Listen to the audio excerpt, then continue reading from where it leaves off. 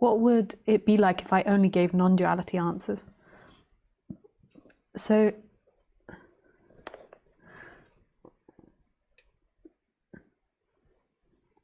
yeah, I'm not sure if you know what I mean when I say non-duality answers. Often when I say that, I'm not sure if people know what I mean. Because obviously, like in the end, it's all one, and what's the point of splitting up?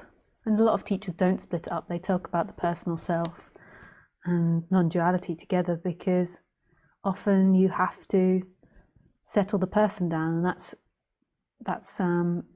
what happens in part of the work. Is there's a settling of the person, there's a reduction in the personal seeking, in the ideas of the person, the belief systems in the person, and then through that reduction, then something else is seen. But that something else is beyond the person.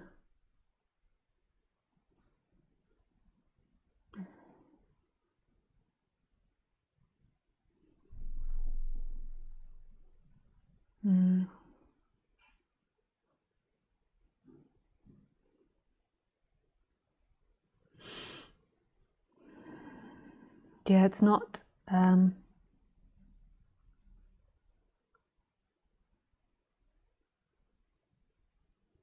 something a person does. Like what you are is right here now. It's not about you becoming nicer or better or calmer or having less suffering, because all of that is imagination and time. It's a remembering of something that's right here, right now, that doesn't go into time, that has always been here and is free of time.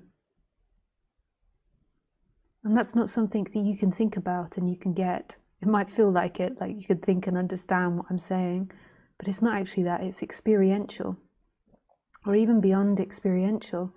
It's what you are. It's the initial state of being.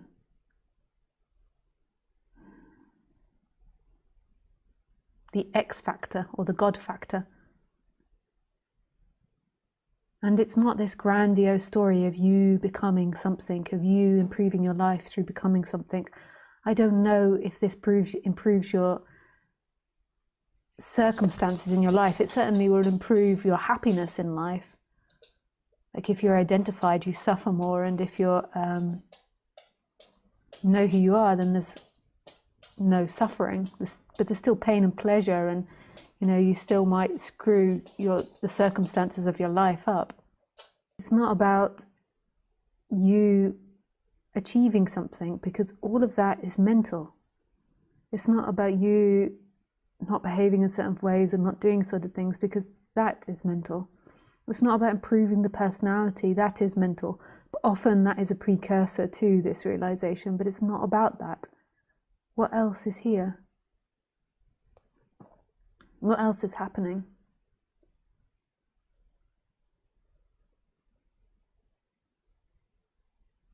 What is here when you don't think about yourself? What is here when you're not imagining this you in relationship to the world? What else is happening? And that imagining of yourself and world creates a feeling in the body. So it's not just mental, it's also this feeling of being something heavy or some location inside the body. But what else is there? What else?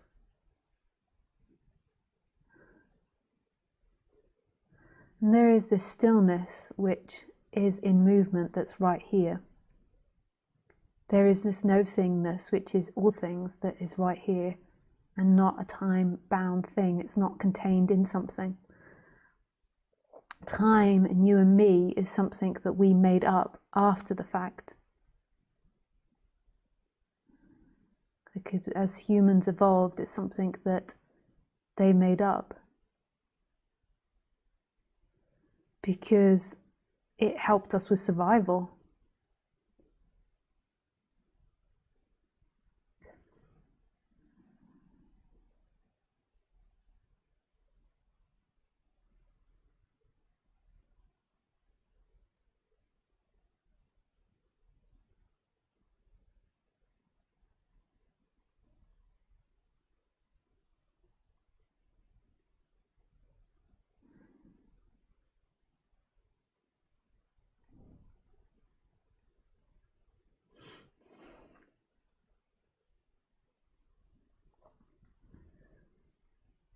So everything else apart from what's happening is imagination. There is nothing else that's happening than what is. Everything else is imagination. Your life, your problems, what you should or shouldn't do, what's right and wrong, what you want, what you don't want, all of that is imagination. There is only what is happening just now, right here, nothing more.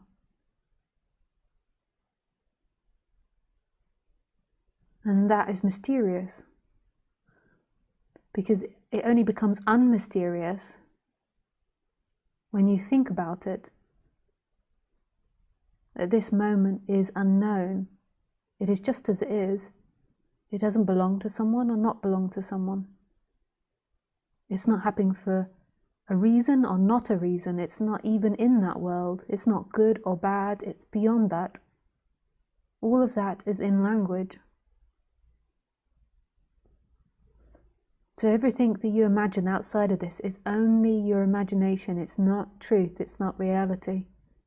What most people think is that they think that what they think is truth. And their first thought, although they don't realize it is a thought, is I am somebody that exists separately inside this body. And that's not true.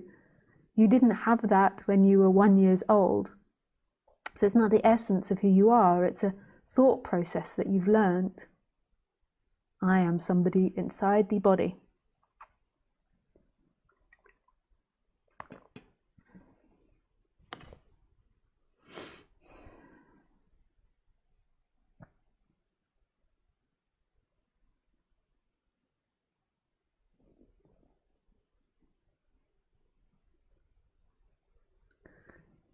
And there is a world out there which is good or bad, that's going to hurt me or not hurt me. And this isn't true. There isn't a good or bad world out there. There isn't actually somebody that's born or going to die. All of these are thoughts that become feelings in the body, and then there is an appearance like they're real. They're not real. There is nothing happening. Nothing, nothing, nothing. And yet there is this. It's so brilliant. And yet there is this. But there's nothing happening. Everything that you imagine is happening is imagination, but there is an addiction to that. And then there is this zooming in, this contraction that makes it feel real. I am a banker. I am a good person. I've done this, I've done that, I've traveled the world. I'm now in lockdown because of the big C word that can't be talked about.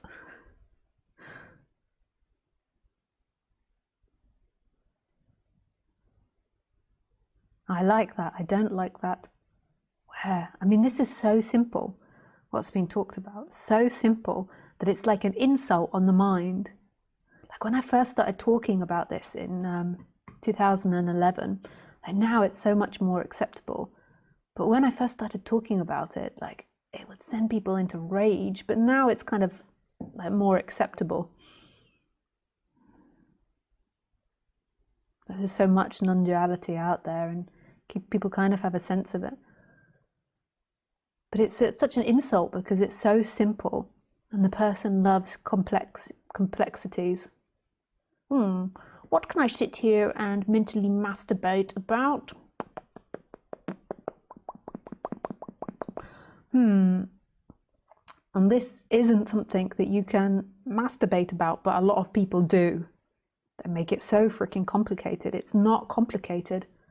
It's so obvious. It's like the most obvious thing there is, like here, here, here, here. And what is here? It's the only thing you've ever been. Like, look back to your life, your apparent life. Look back into it. And have you ever not been here?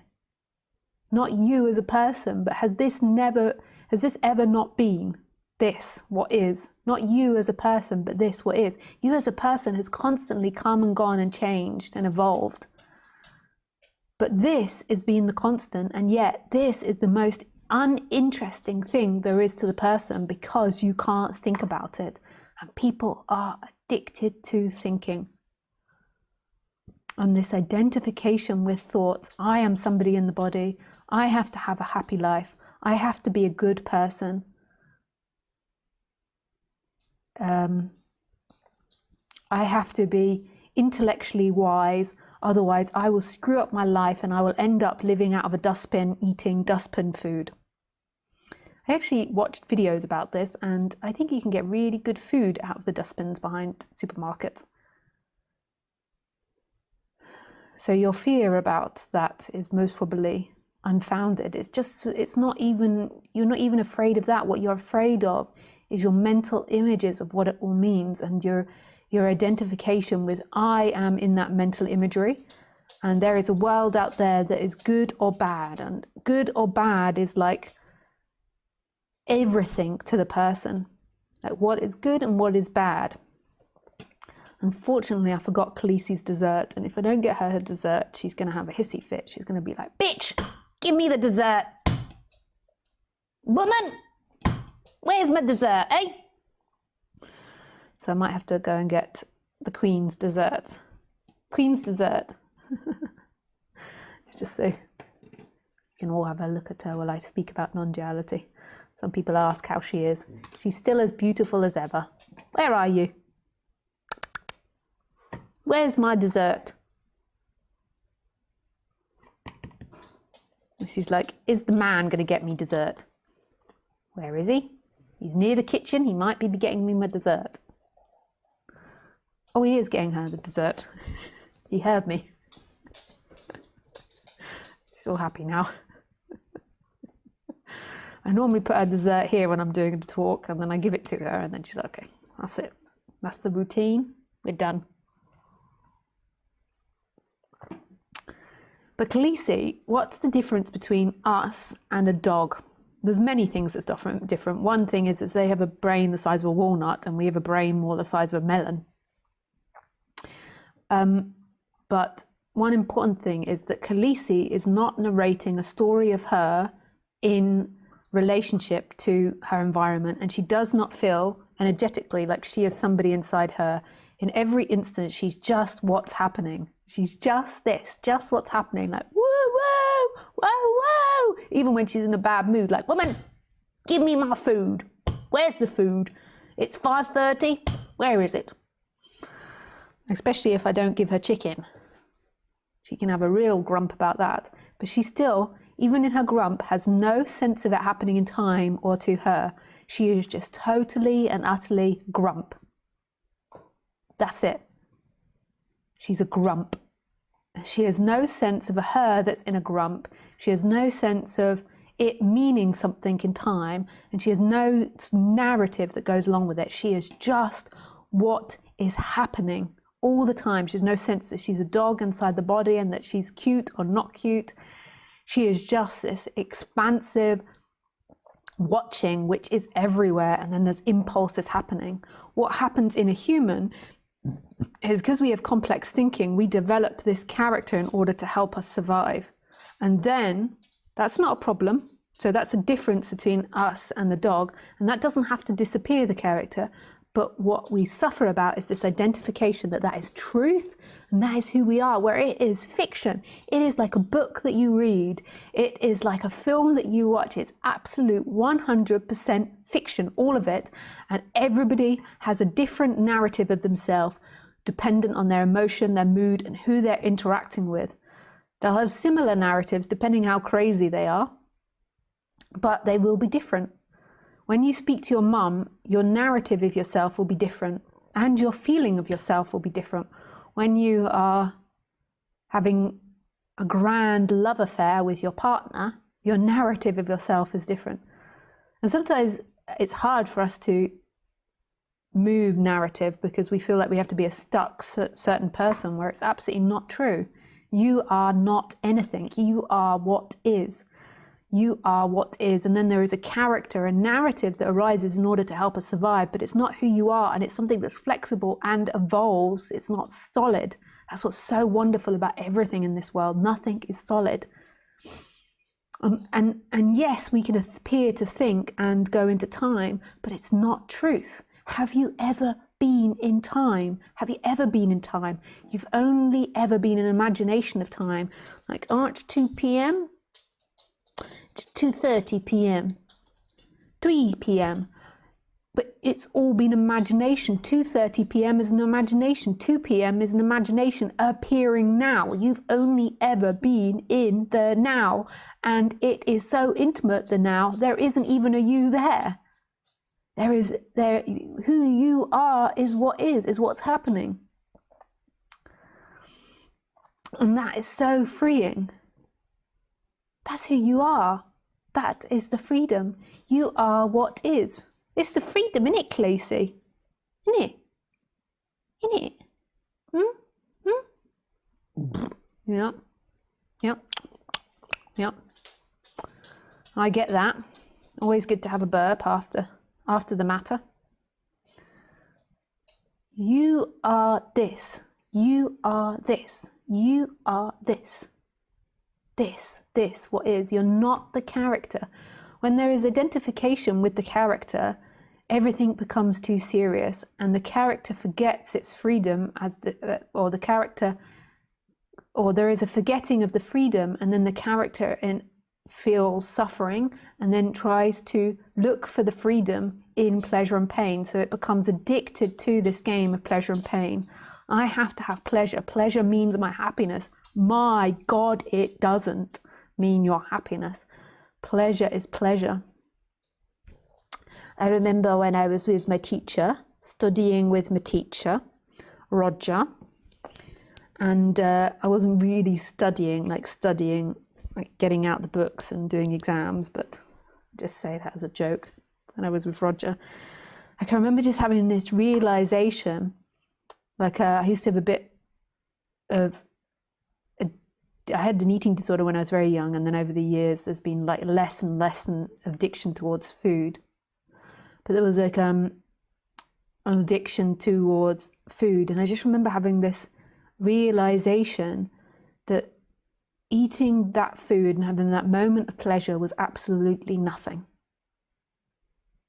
It was like buttons being pressed in the body, like boop, boop, boop, boop, boop. And it didn't mean anything. My mind was running that as a meaning of something. There was all other things to it. There was like escapism, but it meant something to me. It was important to me to have those pleasure kicks. And my mind, organized in itself, like when these pleasure kicks were coming, and they were important to me, where there's really not important. I still have enjoyment towards food. I do tend to be a little bit greedy, like it gets put in front of me and I'm like, look, everyone, can we just stop talking? There is something more important. And then when I'm on retreat, I'm always having to be polite, where I'm just like wanting to be like, that's only a bit of a joke. I am a little bit like that, but it's exaggerated. Imagine if you went to see like Francis Lucille, and he's so delicate and he's so polite and well-mannered and French, and then he comes to dinner and stop talking, food is on the table.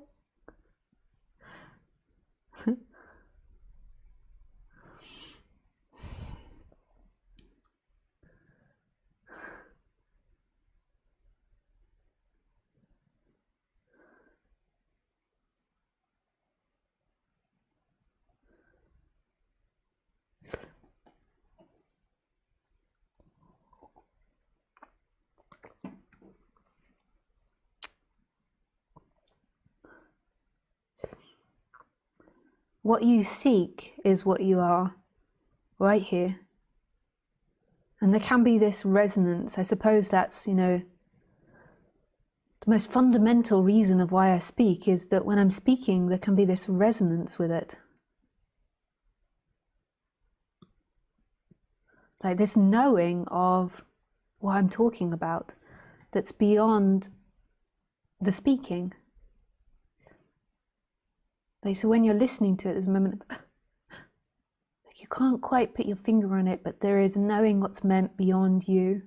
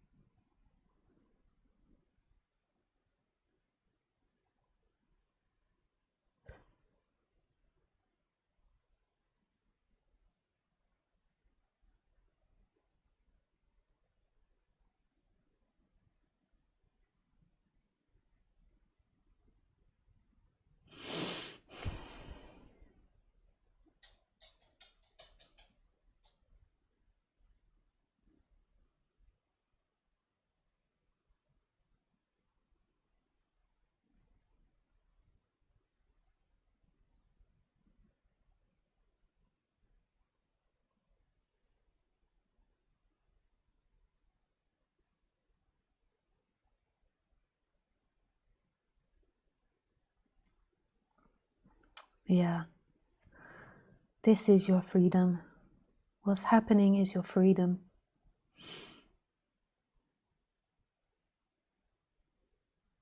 But the mind is so murky. It's like a pond which has been like really run through and all the mud is up and it's so murky, like to see through to the bottom. Like it feels so real, everything you think, like every story you tell yourself isn't truth about you or what's happening, but that feels so dense for a lot of people. It isn't true and it isn't you. What you are is this pureness that's beyond all of that, and that's what everyone is. Everyone that you look at, everyone that you speak at is this mystery, is this God speaking to you. God, consciousness or no-thingness or X factor, whatever you want to call it, speaking to you. And that's what's looking out of their eyes, but they're lost in the fog of the person, believing it's true. It's not true.